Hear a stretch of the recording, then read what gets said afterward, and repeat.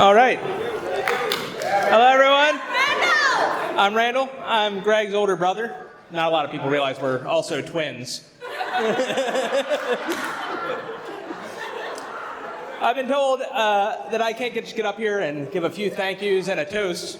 I'm supposed to sing Greg's praises, talk about his good qualities. I can't sing, and I'm not willing to lie. In all seriousness, I would like to thank everyone involved in putting together a delightful rehearsal dinner and wedding. That's John and Peg and Nancy and Mark. Thank you very much. It's been great. 2 evenings. But on to talking about my dearest brother. For anyone who doesn't know us well, Greg and I are about 20 months apart, just under 2 years. And it's weird to think of as a younger brother sometimes. We're just brothers. We do a lot of things together over the years. Every hobby we've had has essentially been from the same pool. We played video games together. We played board games together. We've stayed up late playing trivia games on Christmas Eve together till 3 in the morning sometimes. And I can say with confidence that Greg can reference the 200 most commonly referenced Harry Potter characters in under 15 minutes. Even just week to week, month to month, Greg and I will get in contact. We'll play games online together any given night, as soon as he's willing to put a computer in the house that they just moved into. I think he's nervous. But the point of all these things is everything that I have done with Greg, he throws himself into. If he is invested in it, if he enjoys it, he puts 150% of his energy into figuring out how to do it right and how to do it perfect. And I've seen that in his relationship with Shannon. It's just, there's no halfway. He's not just in the relationship. He wants to make it better every day. So, I mean, that's something I always assumed was going to happen too. I knew it. It's just, you have that kind of energy about what you're passionate about, the relationship you're passionate in, it's going to carry over.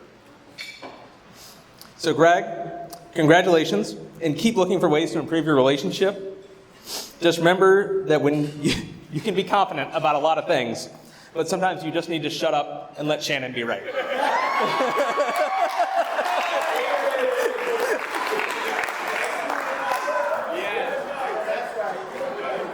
As for Shannon, Shannon spent a week in Michigan with us this year. And although I had met Shannon several times by this point, a week in extended contact with someone is a great way to get to know them better. And she just fit so well with us the entire time we were up there. Just an eternal sunshine, cheery attitude. It was great. And what really struck me was one night, we wanted to make a casserole the next day for breakfast.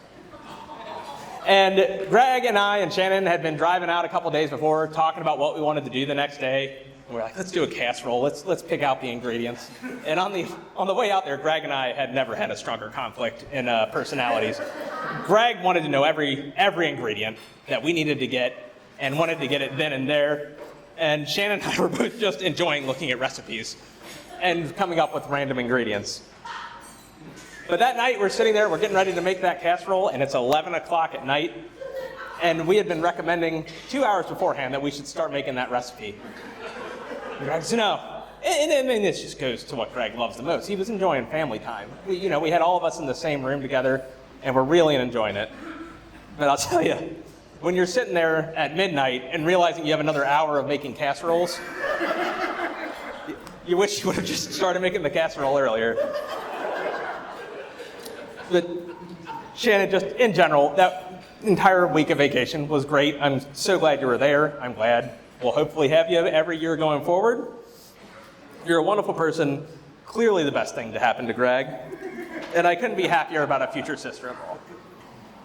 Ladies and gentlemen, please join me in a toast to the new Mr. and Mrs. Baker. Raise your glasses to the bride and groom.